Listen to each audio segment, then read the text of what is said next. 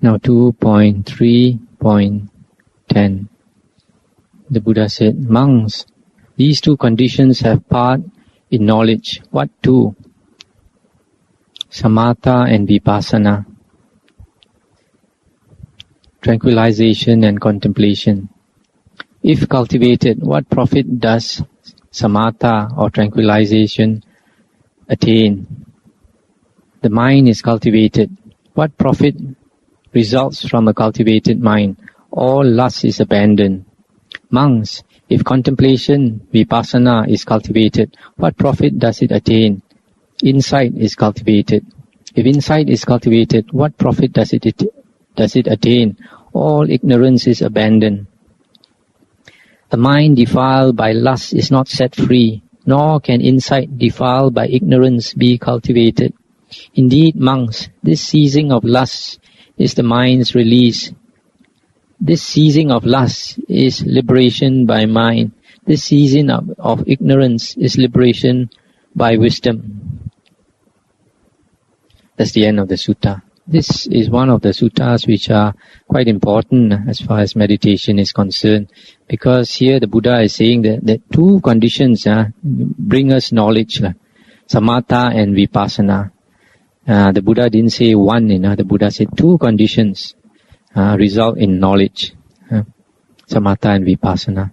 And then the Buddha says that by cultivating samatha, finally the lust is abandoned, and by cultivating vipassana, you get insight.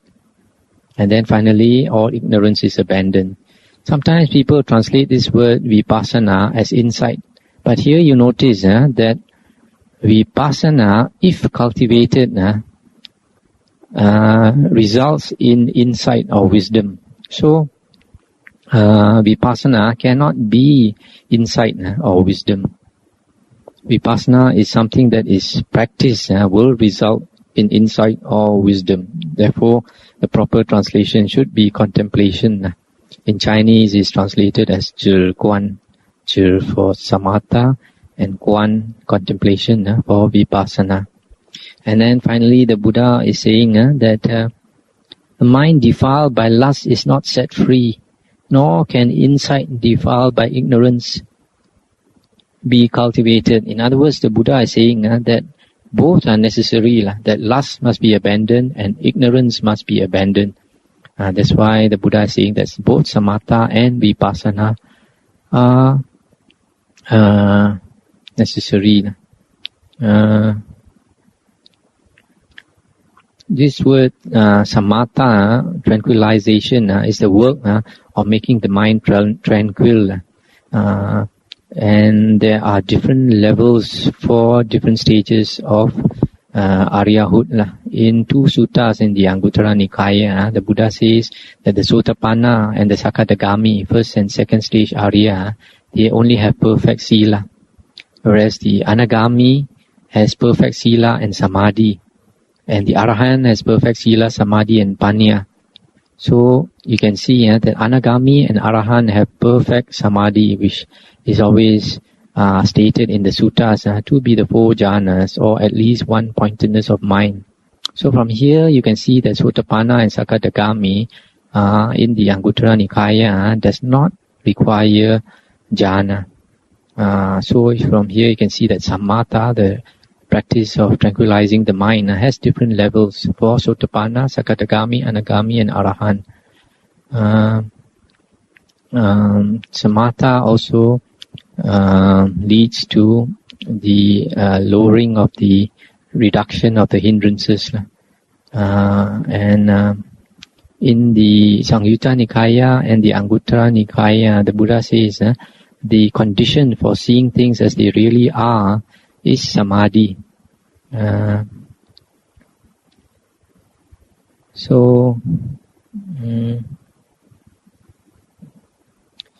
Nowadays, sometimes we have some controversy over the people who practice samatha and people who practice vipassana. But sometimes people get confused.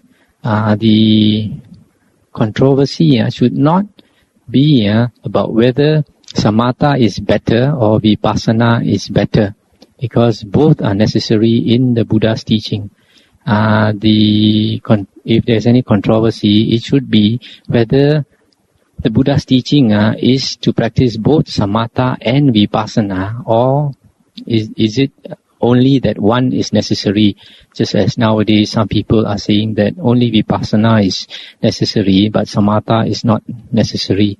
For this, we see in one sutta in Anguttara Nikaya 4.170, where the Arahant Ananda said in his old age that there are only 4 ways to Arahanthood. The first way is samatha first, followed by vipassana. The second method is vipassana first, followed by samatha.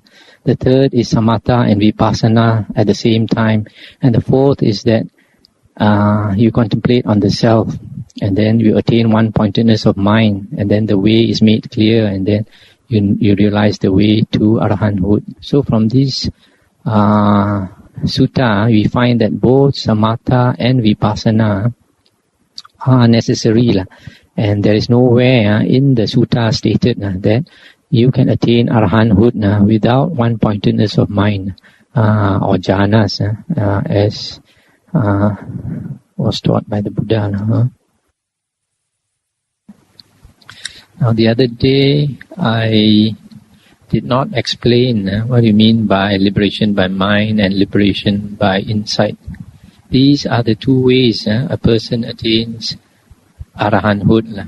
And it is, if we study the suttas, all the Nikayas, then we find that there are 3 ways in which a person attains Arahanthood. One is the person attains the 4 rupa jhanas, and then the 4 arupa jhanas, and then after that cessation of perception and feeling.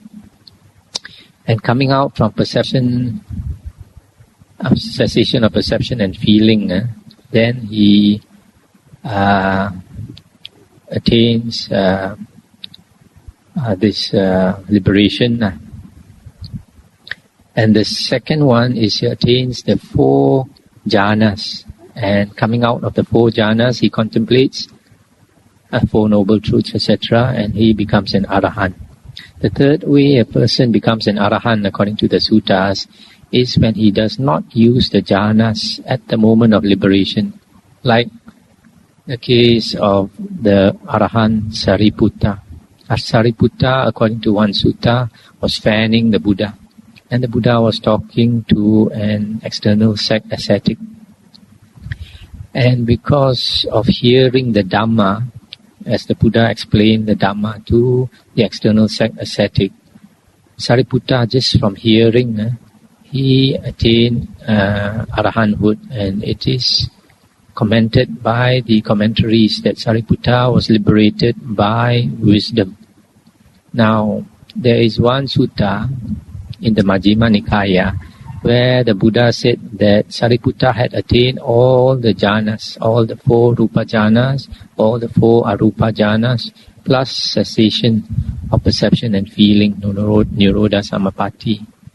And so, a person who is liberated by wisdom, even though he does not use jhana at the moment of liberation, it does not mean that he does not have jhana.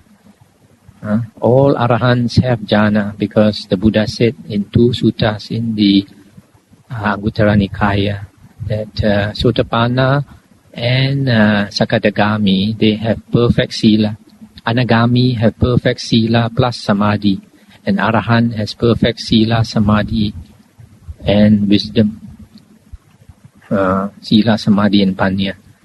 So, in the suttas, the perfect samadhi is always defined either as the 4 jhanas or one-pointedness of mind.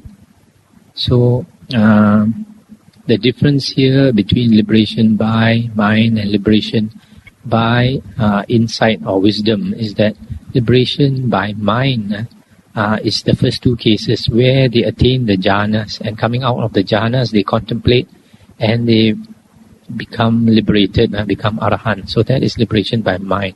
Whereas liberation by insight is not using the jhanas at the moment of liberation, but because the mind is very clear due to the cultivation of jhana previously, then just from contemplation itself, that person attains arahanthood. So this is the liberation of by mind and liberation by wisdom. If you are interested in further details, you can look it up in my booklet called Samatha and Vipassana, where it's explained more in detail there.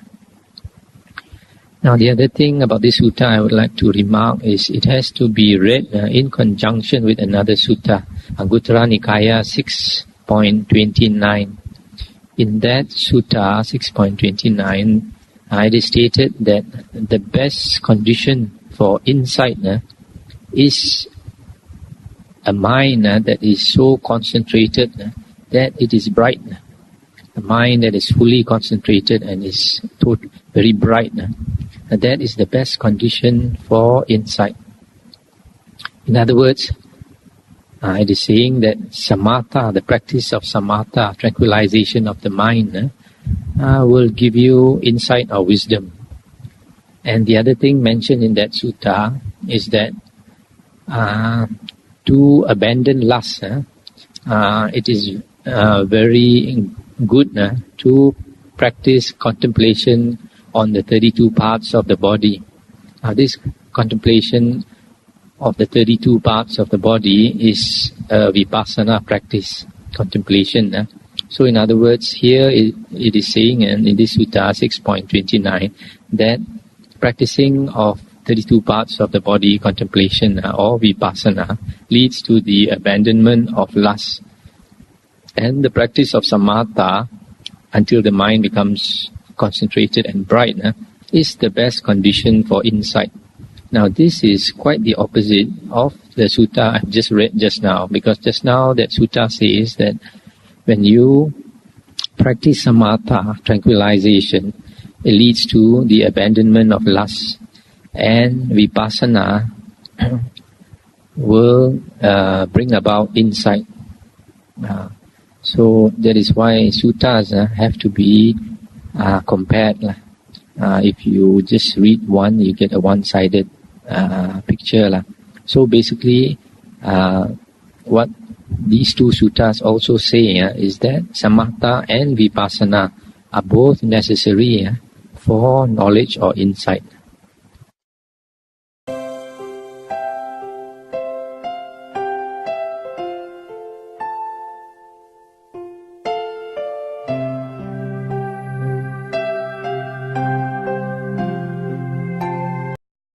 Sutta number 4.10.93. The Buddha said, monks, these four persons are found existing in the world. What for? Herein, monks, a certain person is one who gains tranquilization of the mind internally, but does not gain the higher wisdom from contemplation of states. Herein again, monks, a certain person is one who gains the higher wisdom from contemplation of states, but does not gain tranquilization of the mind internally. Herein again, monks, a certain person is one who gains neither of these things. Yet again, a certain person is one who gains both. These four persons are found existing in the world. Then, monks, he who gained tranquilization of the mind, but not the higher wisdom from contemplation, should make an effort to establish the one and attain the other. Then, at some future time, he is one who has gained both of these things. Then, monks, he who has gained the higher wisdom from contemplation, but not tranquilization of the mind, should make an effort to establish the one and attain the other. Then at some future time, he is one who has gained both. Then, monks, he who has gained neither tranquilization of the mind nor the higher wisdom from contemplation should put forth intense desire, effort, exertion, impulse, unobstruction, mindfulness and attention for the attainment of those profitable states. Just as monks, When one's turban or head is ablaze, for the extinguishing thereof, one must put forth intense desire, effort, exertion, impulse, unobstruction, mindfulness and attention. Even so must that person put forth intense desire and etc., etc., for the attainment of those profitable states. Then at some future time, he is one who has gained both tranquilization of the mind internally and the higher wisdom from contemplation of states. So monks, he who has gained both these things should make an effort to establish just those profitable states, and further to destroy the asavas. These monks are the 4 persons found existing in the world. This sutta is concerned with meditation, and here you find there are 2 things that the Buddha says should be developed. One is tranquilization of the mind, which is in Pali is called samatha, and the other one is contemplation or vipassana. Sometimes people translate vipassana as insight or wisdom, but that is not correct, because from here you can see, this is one of the suttas where it says the higher wisdom from contemplation. That means contemplation will lead to the wisdom. So vipassana will lead to wisdom or insight. So vipassana is not insight or wisdom, but vipassana is contemplation. And these are the 2 things that we have to do when we meditate. One is tranquilization of the mind. The other one is contemplation to give us the insight or the wisdom. So there are 4 types of persons here. The first one is a person who has gained tranquilization, samatha, but he has not gained the wisdom from contemplation. Second one, he has gained the wisdom from contemplation, but not tranquilization of the mind. And the third one is one who has neither of these 2 things, and the fourth one is one who has both of these things. And from here you can see, the Buddha says that if a person has tranquilization, he should make an effort to establish the tranquilization, to make it stable, to make it strong, and to attain the other that he has not attained, that is to attain the wisdom from contemplation.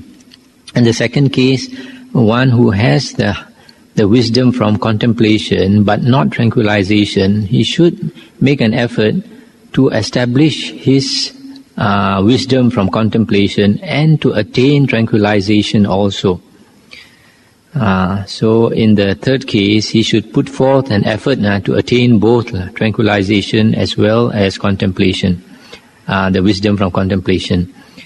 One thing you note here is that the tranquilization has to be established. That means it is not perfect yet.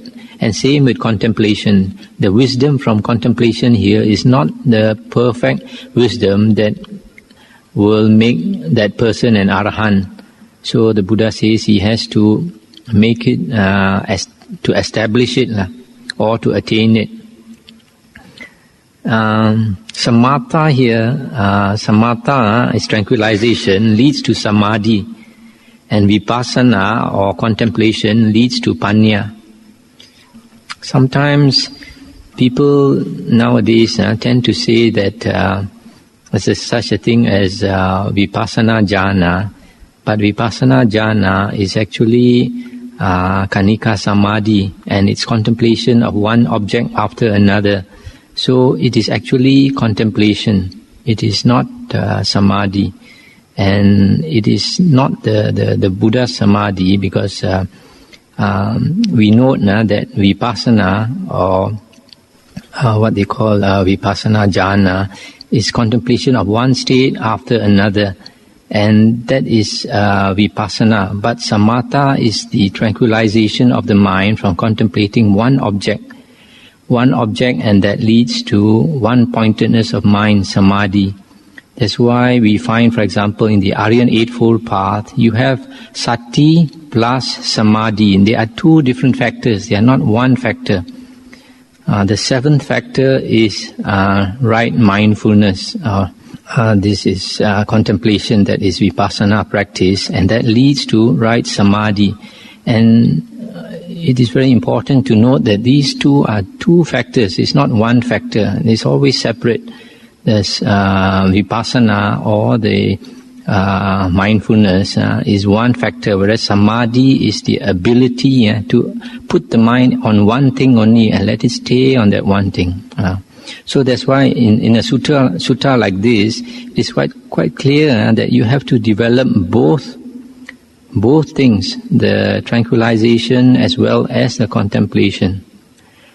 And we can understand from the last part, you see that they have to develop both these things, and after these two are attained, and he has to make a further effort to establish these two states and use it to destroy the asavas. There's one sutta later on we'll come across, for Anguttara Nikaya 4.170, where Venerable Ananda says there are 4 ways to attain arahanthood, only 4 ways. The first one is to practice samatha first, followed by vipassana. The second is vipassana first, followed by samatha. The third is samatha and vipassana at the same time.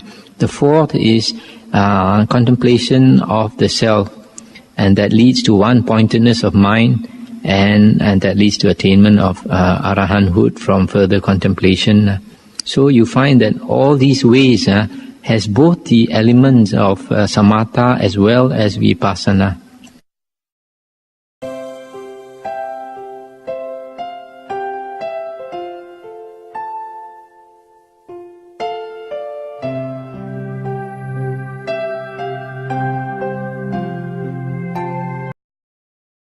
Now we come to 4.17.170. This is another important sutta.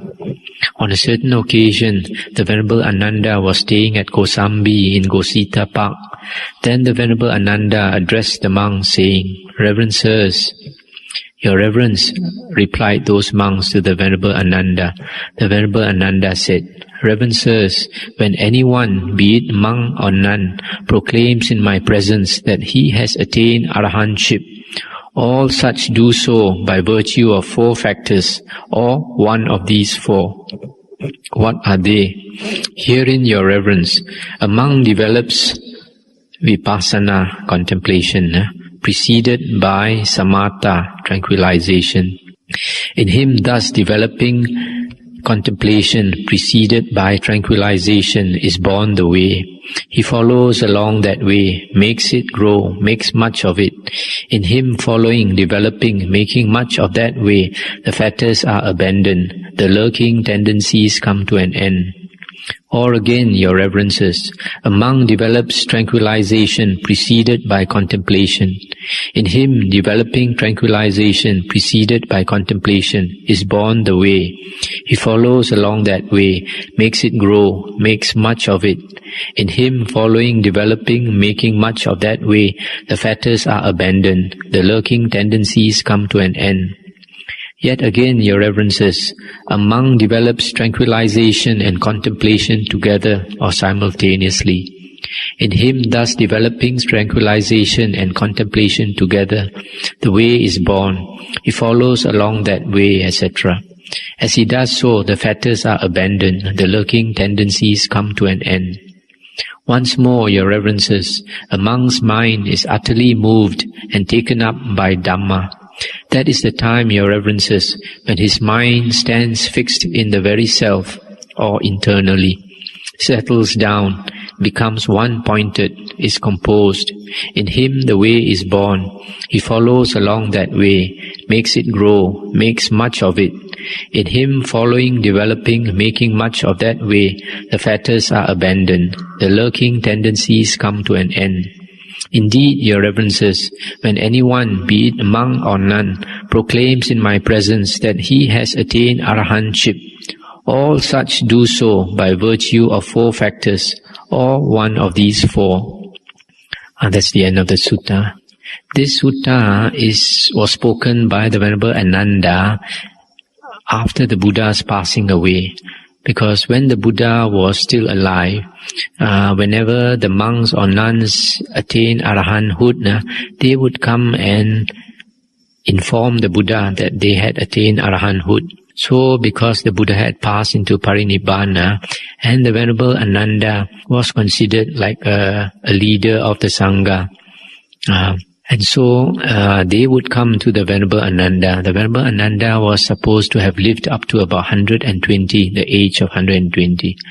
So monks and nuns, they would come and inform Venerable Ananda that they had attained arahanthood. And in this sutta, Venerable Ananda says that all of them, all the arahants, attain arahanthood by one of these four ways. These four ways. In other words, there are only these four ways to attain arahanthood. There is no other way to attain arahanthood. The first one is a person practices samatha first, followed by vipassana. The second one, he practices vipassana first, followed by samatha. The third one is samatha and vipassana together. The fourth one is a method of meditation which nowadays is seldom taught in Theravada Buddhism, but which has gone into Mahayana Buddhism, Zen Buddhism, and also Hinduism, Jnana Yoga, and that is contemplating on the self, contemplation on the self until the mind becomes one-pointed, which also means that's a samatha practice. And then after that, he follows along that way, and the asavas are destroyed. So these are the four ways to attain arahanthood. And in all these four ways, we find actually both samatha and vipassana are necessary. Samatha is tranquilization of the mind, and vipassana is the contemplation of the body and the mind, basically. If nowadays people say that samatha is not necessary, it is not the Buddha's teaching. If people say vipassana is not necessary, it's also not the Buddha's teaching. Both samatha and vipassana are clearly necessary in this sutta.